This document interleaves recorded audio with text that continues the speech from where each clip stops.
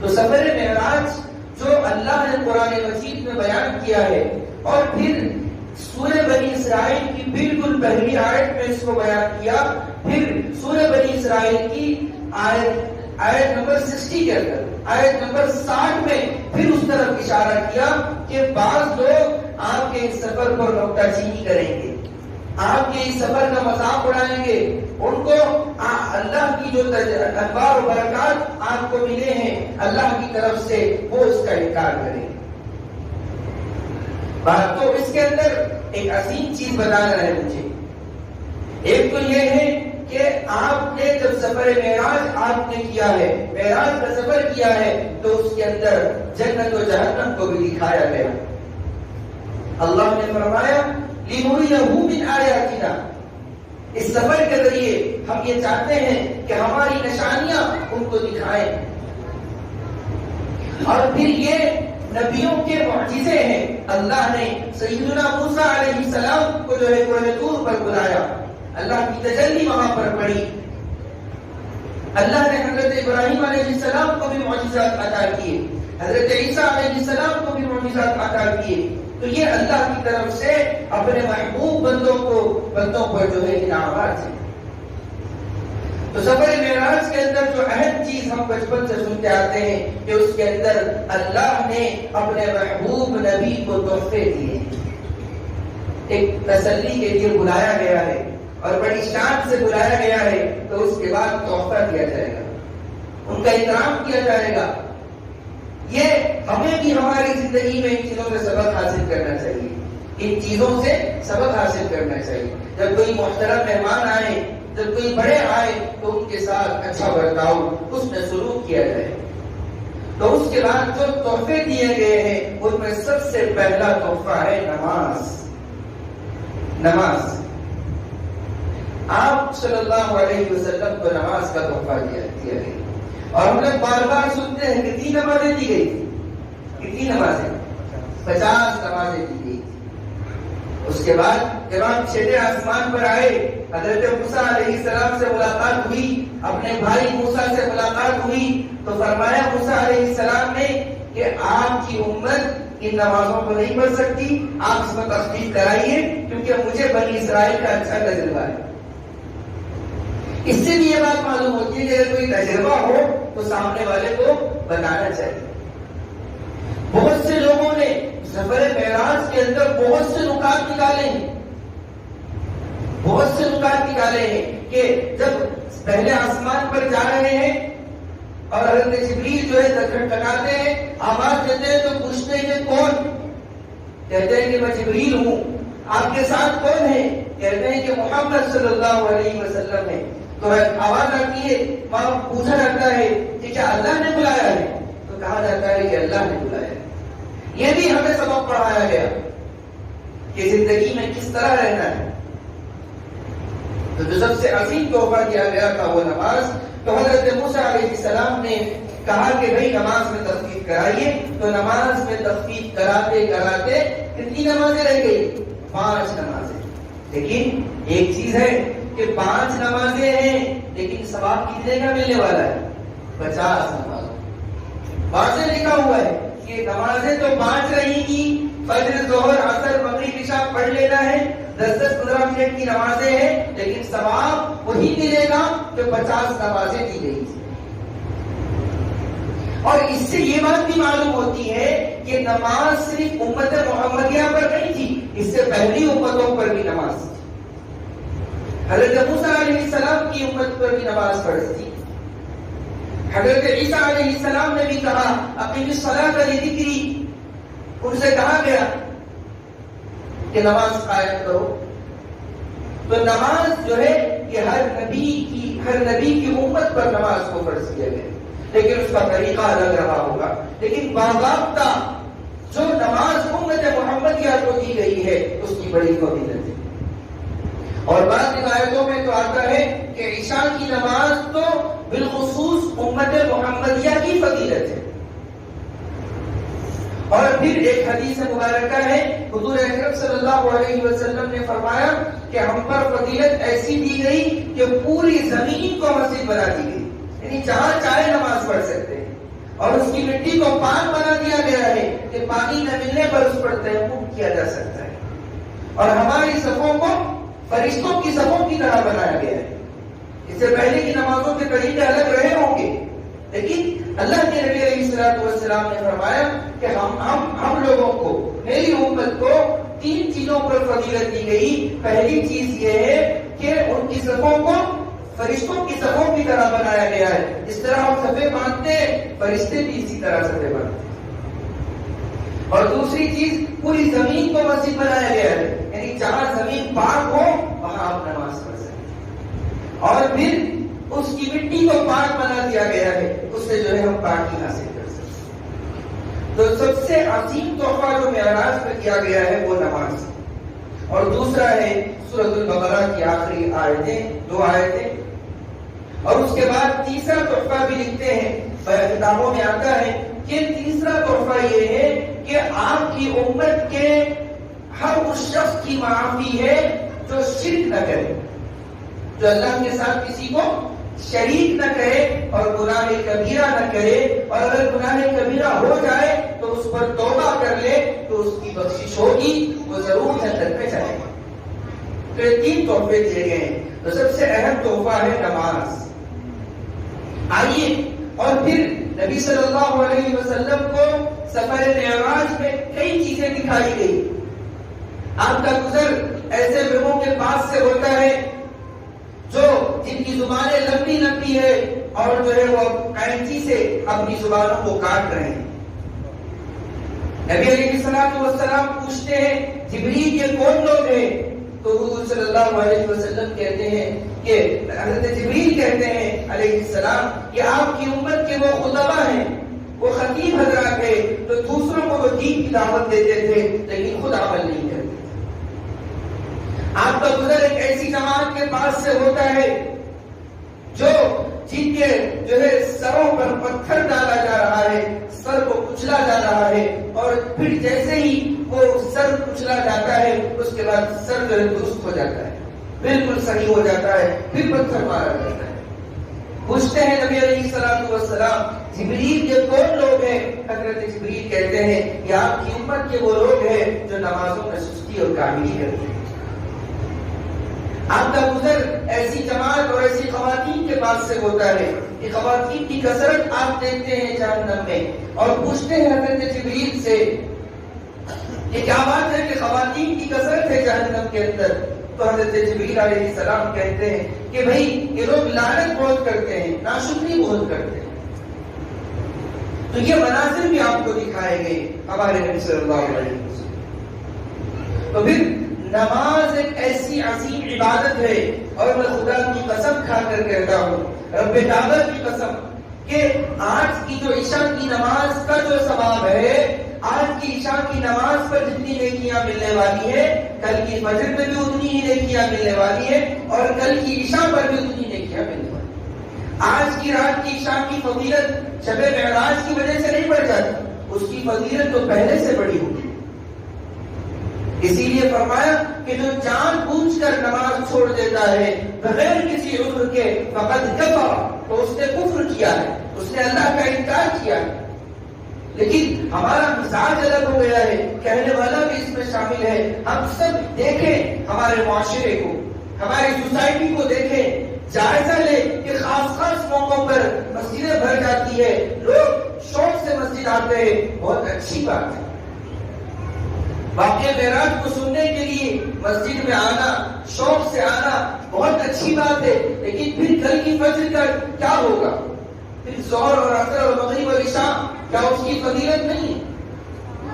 ہم اپنے آپ کو دیکھیں، ہمارے سماج کو دیکھیں کہ جو آج عشاء کی نماز میں مسجد تنگ دامنی کا شکوہ کر رہی تھی اور اوپر لوگ چلے گئے تھے نماز پڑھنے کے لیے، لیکن پھر کل کی عشاء میں بھی یہ منظر دیکھنے کو ملے ہمیں۔ ہاں، ہم یہ یقین رکھتے ہیں، ہمیں ایسا بھروسہ ہے کہ بہت سے لوگ باہر رہتے ہیں، تجارت کی غرض سے جاتے ہیں، ملازمت کی غرض سے جاتے ہیں، تو وہ باہر ضرور پڑھتے ہو، لیکن نماز کسی بھی حال میں معاف نہیں۔ نماز کے سلسلے میں آپ دیکھ سکتے ہیں نماز کے علاوہ جتنی عبادتیں ہیں وہ ان کے اندر جو ہے رعایت ہو سکتی ہے۔ مثلا اگر کوئی صاحب حج کرنا چاہتے ہیں لیکن صاحب استطاعت نہیں ہے، وہ اتنا پیسہ نہیں رکھتے کہ وہ حج کا سفر کر سکے، تو شریعت ان سے کہتی ہے کہ میں آپ کے اوپر حج فرض نہیں ہے، آپ جو ہے آرام سے رہیں۔ ایسے ہی اگر کوئی بندہ روزہ رکھنا چاہتا ہے لیکن بیمار ہے، ایسا بیمار ہے کہ روزہ رکھے گا تو اس کی بیماری میں اضافہ ہوگا یا اس کی جان کو خطرہ ہے، تو شریعت کہتی ہے کہ آپ روزہ مت رکھیے، روزے کا جو ہے آپ فدیہ دے دیجیے۔ یا اگر بیماری ایسی ہے کہ بعد میں صحت مند ہوں گے تو پھر صحت مند ہونے کے بعد جو ہے روزہ رکھ لیجیے۔ ایسے ہی زکوٰۃ کا مسئلہ ہے، صاحب نصاب ہے، ایک سال کے شروع اور سال کے اخیر میں اتنے پیسے برابر ہے تو جو ہے زکوٰۃ دیجیے، اگر اتنے پیسے نہیں ہے تو زکوٰۃ مت دیجیے، کوئی مسئلہ نہیں۔ لیکن نماز ایمان کے بعد، لا الہ الا اللہ محمد رسول اللہ کے بعد جو سب سے بڑی اہم چیز ہے وہ نماز۔ اسلام کی جو بنیادیں ہیں اس میں تیسری چیز نماز ہی ہے۔ پہلے اللہ کو ایک ماننا ہے، رسول اللہ صلی اللہ علیہ وسلم کی رسالت کو ماننا ہے، اور اس کے بعد جو ہے یہ نماز قائم کرنا ہے۔ تو نماز کے سلسلے میں یہ ہم اپنے معاشرے کو دیکھیں، سوسائٹی کو دیکھیں کہ نماز سے کیسی غفلت ہم لوگ برتتے ہیں۔ ہاں اگر کوئی واقعی بہت تھکا ہوا تھا، صبح کو آنکھ نہیں کھلی یا جو ہے غفلت میں تھا، نماز کا وقت نکل گیا، یہ الگ شکل ہے، فوری جو ہے نماز کی قضا کرنی چاہیے۔ تو میں یہ بتا رہا ہوں کہ دوسری عبادتوں میں گنجائش ہے لیکن نماز کا مسئلہ الگ ہے۔ ناپاک ہے تو غسل کرو، نماز پڑھو، وضو کرو، نماز پڑھو۔ اگر پانی میسر نہیں ہے، پانی نہیں ہے تو تیمم کر کے نماز پڑھو۔ کھڑے ہو کر نماز نہیں پڑھ سکتے تو بیٹھ کر نماز پڑھو، بیٹھ کر نہیں پڑھ سکتے تو لیٹ کر پڑھو، اشاروں سے پڑھو، سفر میں ہو تو پڑھو، حضر میں ہو تو پڑھو۔ اگر قبلے کا رخ متعین نہیں کر سک رہے اور نماز کا وقت نکل رہا ہے پھر بھی تحری کرو، گمان کرو کہ قبلہ کدھر ہو سکتا ہے، اس کے بعد پھر نماز کرو۔ لیکن کسی بھی حال میں نماز معاف نہیں۔ لیکن اچھے خاصے لوگ اور ہم لوگ جو ہے نماز میں غفلت برتتے ہیں، تو اللہ تعالیٰ سے دعا ہے اللہ تعالیٰ ہم تمام کو نمازوں کا اہتمام کرنے کی توفیق عطا فرمائے۔ بالخصوص ہم سب اس کے محتاج ہیں، پوری امت کو اللہ جو ہے نماز کا عادی بنائے۔ خاص لوگوں پر تو ایمان کا بڑا جذبہ، شوق نظر آتا ہے کہ شب معراج ہے، شب برات ہے، رمضان کا مہینہ ہے۔ دیکھیے ایسے ماحول میں عبادت کرنا کوئی مشکل کام نہیں۔ علماء نے لکھا ہے کہ رمضان میں اگر کوئی لمبی عبادتیں کرتا ہے اس کو ثواب تو ضرور ملے گا، بہت زیادہ ملے گا، لیکن اس کے اندر عبادت کرنا کوئی کمال کی بات نہیں۔ کیوں؟ کیونکہ ماحول بنا ہوا ہے، گھر میں سب جو ہے صبح میں اٹھ رہے ہیں، سب سحری کر رہے ہیں، سب تہجد پڑھ رہے ہیں، رات کو تراویح ہو رہی ہے، سب جو ہے خاموش ماحول چل رہا ہے، روزہ رکھ رہے ہیں، تو ایک ماحول میں ہے۔ یہ رمضان ٹریننگ کے لیے آتا ہے، اس کے بعد 11 مہینے سے گزارنا ہے، تو اس کے بعد یہ تحفے آپ کو دیے گئے، اس کے بعد پھر جو ہے آپ جو ہے وہاں سے پھر حضرت ام ہانی رضی اللہ تعالیٰ عنہ کے گھر تشریف لائے، اور پھر آپ نے حضرت ام ہانی رضی اللہ عنہ کو یہ واقعہ بیان کیا کہ اس طرح جو ہے میرا سفر ہوا ہے۔ تو حضرت ام ہانی رضی اللہ عنہ نے کہا کہ آپ اس واقعے کو مت بیان کیجیے، لوگ جو ہے آپ کا مذاق اڑائیں گے۔ تو حضرت لکھا ہے مفسرین نے، حضرت ام ہانی رضی اللہ تعالی عنہ نے یہ بات اس لیے کہی کیونکہ آپ جسم اور روح کے ساتھ سفر کیے تھے۔ اگر خواب میں نے دیکھا تو کوئی تعجب کی بات نہیں تھی، حضرت ام ہانی کہتی کہ آپ بیان کر دیجیے، خواب میں دیکھیں، خواب میں انسان کہیں بھی جا سکتا ہے، لیکن حضور نے اپنے جسم اور روح کے ساتھ سفر کیا ہے، اس لیے حضرت ام ہانی نے کہا کہ تم تو ایسی بات کرتے ہو کہ راتوں رات مسجد حرام سے مسجد اقصی تک، وہاں سے 7 آسمانوں کا سفر، اللہ کے انوار و برکات اللہ کی طرف سے تم پر ملے، تمہیں تحفہ دیا گیا اور پھر تم واپس آئے ہو اور جو راتوں رات یہ سب چیزیں ہو گئی، تو یہ لوگ نہیں مانیں گے۔ اس لیے کہا کیونکہ آپ جیتے جاگتے گئے تھے، جاگتے میں گئے تھے، اس کے بعد آپ نے بیان کیا، علم اعلان بیان کیا اس واقعے، تو اس وقت ابو جہل آتا ہے حضرت ابوبکر صدیق رضی اللہ تعالیٰ عنہ کے پاس اور کہتا ہے، الگ الگ انداز میں اس کو بیان کیا ہے تو مفسرین نے، تو حضرت وہ ابوبکر صدیق سے کہتا ہے کہ کیا تم اس بات پر یقین کرتے ہو کہ ایک آدمی جو ہے راتوں رات مسجد حرام سے مسجد اقصی تک اور وہاں سے ساتوں آسمانوں کا سفر کیا ہے، کیا تم اس کو یقین کرتے ہو اس کو؟ تو حضرت ابوبکر نے کہا کہ نہیں. تو کہا کہ تمہارے ساتھی محمد کہتے ہیں کہ وہ راتوں رات مسجد حرام سے مسجد اقصی تک اور وہاں سے ساتوں آسمانوں کا سفر کیے ہیں اور پھر وہاں سے واپس آئے ہیں. تو حضرت ابوبکر صدیق رضی اللہ عنہ نے کہا کہ اگر محمد کہے ہیں تو واللہ میں اس کو مانتا ہوں اور اس پر یقین رکھتا ہوں. اسی وقت جو ہے حضرت ابوبکر کا لقب صدیق بنا. آپ نے کہا کہ جب میں یہ بات مانتا ہوں کہ جبریل ان کے پاس آتے جاتے ہیں، اللہ کی طرف سے وحی ان پر اترتی ہے، جب میں یہ بات مانتا ہوں تو اس بات کے ماننے میں کیا مشکل بات ہے؟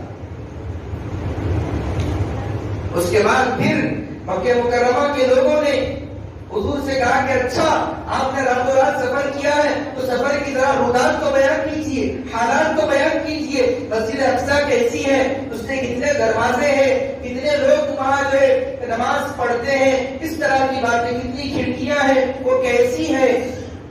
اللہ نے اپنے محبوب نبی کی نگاہوں کے سامنے اس مسجد کے منظر کو پیش کر دیا. آپ دیکھتے جاتے اور بیان کرتے جاتے اور پھر آپ یہ بھی بیان کرتے کہ میں سواری پر سوار تھا براق اور بہت سے قافلوں کو میں نے دیکھا ہے، ان سے بھی تم پوچھ سکتے ہو کہ میں نے سفر کیا ہے یا نہیں کیا ہے. اب وہ اللہ کو معلوم کہ اس وقت کائنات کو اللہ روک دیے ہیں یا اللہ، چونکہ اللہ اس سے پاک ہے. زمان اور وقت کی قید ہمارے لیے، مکان و زمان ہمارے لیے، اللہ اس سے پاک ہے. وقت کی قید ہمارے لیے، وقت کو سمجھنا ہمارے لیے، سورج و چاند کی گردش کو ہمارے لیے، رات و دن کی تبدیلی ہے ہمارے لیے. اللہ جب کسی چیز کو کرنا چاہتے ہیں تو کن فیکن، کہو تو وہ ہو جائے تو وہ چیز ہو جاتی ہے. اللہ کے لیے کوئی مشکل بات نہیں.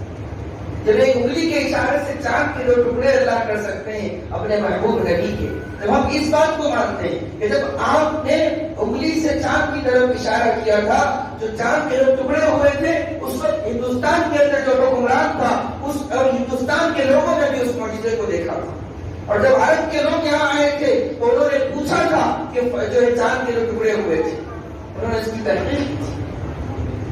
تو نبی علیہ السلام کے یہ معجزے کہ اس کے بعد جو ہے ایک اسلام کی پھر جو ہے آپ صلی اللہ علیہ وسلم کو تسلی دی گئی، آپ کو جو ہے بلایا گیا، تحفے دیے گئے. اس کے بعد جب مکہ مکرمہ کے لوگوں کے سامنے یہ بات رکھی گئی تو جو لوگ ایمان والے تھے، حق پرست تھے، نبی صلی اللہ علیہ وسلم کو اپنا نبی مانتے تھے، انہوں نے بغیر کسی چو اور چرا کے اور بغیر کسی جو ہے آگے پیچھے ہوئے بس و پیش ہوئے، انہوں نے قبول کر لیا.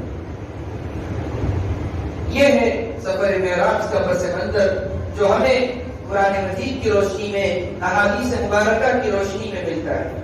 اور ہمیں اس سفر کے ذریعے ہمیں جو اسباب حضور اکرم صلی اللہ علیہ وسلم نے دیے کہ کچھ لوگ ہیں جو کچا گوشت کھا رہے ہیں. پوچھا گیا کہ یہ کون لوگ ہیں؟ تو فرمایا کہ آپ کی امت کے وہ لوگ ہیں جو غیبت کرتے ہیں، جو جولخوری کرتے ہیں. تو ہمیں یہ چیزوں پر بھی دیکھنے کی ضرورت ہے کہ معاشرے کے اندر، سوسائٹی کے اندر اس طرح کی برائیاں نہ ہو. دل ہمارے بالکل صاف ہو، کہ جب دل بالکل صاف ہو، کسی کے تعلق سے ہمارے دل میں بغض، کینہ، نفرت نہ ہو. بہت مختصر زندگی ہے اور یہاں ایک مہلت دی گئی ہے، ہمیشہ ہمیشہ کی زندگی. تو اس زندگی کے ختم ہونے کے بعد کہ اور میں یہ بات بتانا بھی بھول گیا تھا کہ جب آپ کو سفر کا آغاز ہو رہا تھا تو مکہ مکرمہ لے جایا گیا.